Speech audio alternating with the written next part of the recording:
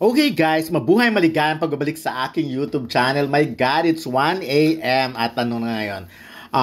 Wednesday, my God, December 13, tama ba? Yun, 6 nalilito na ako sa araw at oras eh. Kasi nga, kakarating ko lang actually, galing ako sa advanced screening ng Firefly. Of course, ang Firefly ay produced ng GMA Public Affairs and GMA Pictures. And of course, ang director nito ay Zig Madamba Dulay. Ito ay entry sa Metro Manila Film Festival 2023. Ang bongga-bongga nito kasi katulad na nakita nyo sa thumbnail, no? Actually, hindi ko nakunan yung pagdating ni Michelle D. Kasi naman, nandun yung press, nasa may side.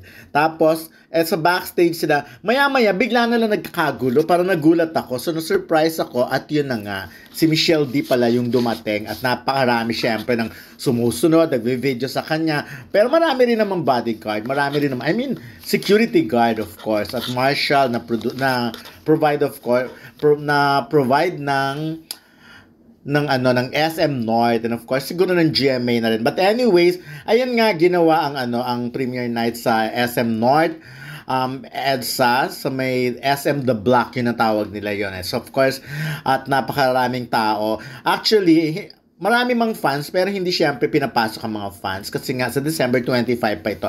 Kumbaga ito, advanced screening lang to sa mga special guests, of course. Kaming mga press ang napili, may konting vloggers, and syempre yung cast and mga kapwa-artista. Of course, isa sa mga unang dumating nga ay si Michelle D. Kasabay niya si Max Collins. Alam naman natin ang best friend si Max at si Michelle D. with Rian Ramos. Of course, yung nakikita nyo, siya nga ang producer ng Firefly, taga GMA Public Affairs siya. So, ang bongga-bongga, it's a blue carpet actually. Then, rarampa sila and then sisilip sila dyan sa may heart na yan. So, napakaraming lahat yan, may kinalaman of course yung setup na yan. Of course, siya yung writer naman ng Firefly na Angeli Atienza. So, alam niyo, of course, si Direk Zig Dulay na napakaraming ginawa na ni Direk Zig. Like, siya rin ang nag-direct ng Maria Clara Tibara, Paglipay, and Black Rainbow. So, marami na siyang na-produce. Of course, ayan nga, ito nga ang cast. Yan, si Max Collins na very sexy.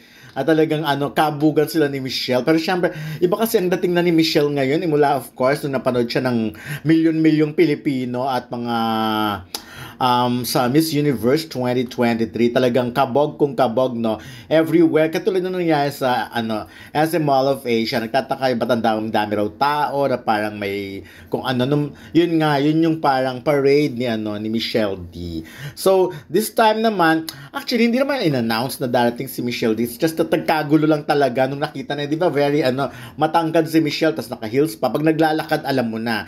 So, talagang medyo kung nakapagsiksikan pa ako, malamang na itulak ako ng mga marshal sa gilid, ganon. But anyways, ayan, nakita naman natin si Yayo Aguila, isa sa cast ng Firefly, at napakaganda ng character niya doon.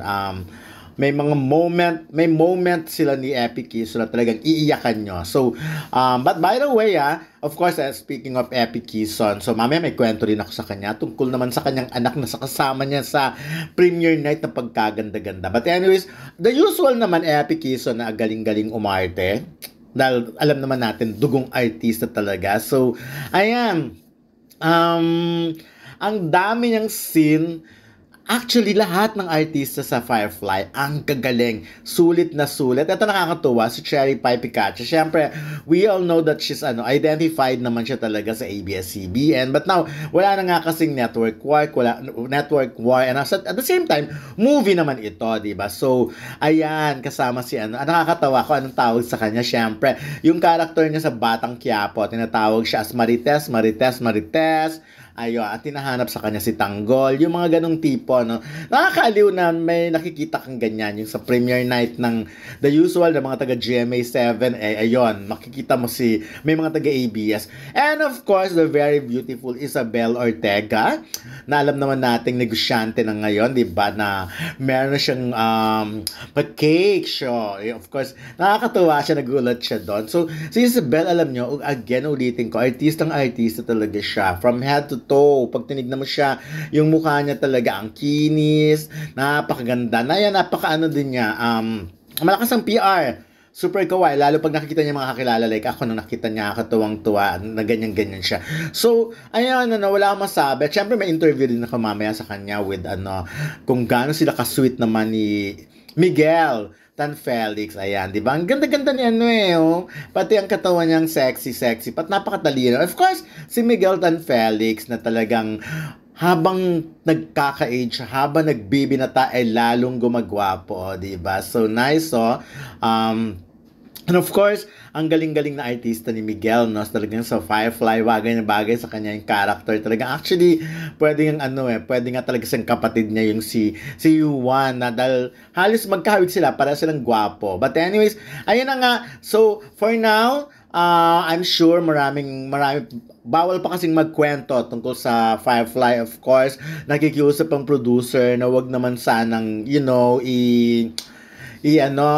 spoil, wag walang spoiler, ganon, di ba? Kasi sayang naman, kailangan mapanood ng maraming pelikula. Ayan na ang Bagets, of course, alam naman, pwede namang sabihin na magnanay talaga sila sa movie na ito. Kasi yun naman talaga, napakagandang napakahusay nila, napakagaling talaga nilang pareho. Talagang wala kang maitutulak kabigin. Alam niyo yung ganong kasabihan na parang ang gagaling naman itong mga artistang to. No? Si Alessandra, walang duda, pero hindi talaga nagpakabugtong Bagets na to sa pagdating sa pag-arte. At ang gaganda ang linaw niya mag-dialogue.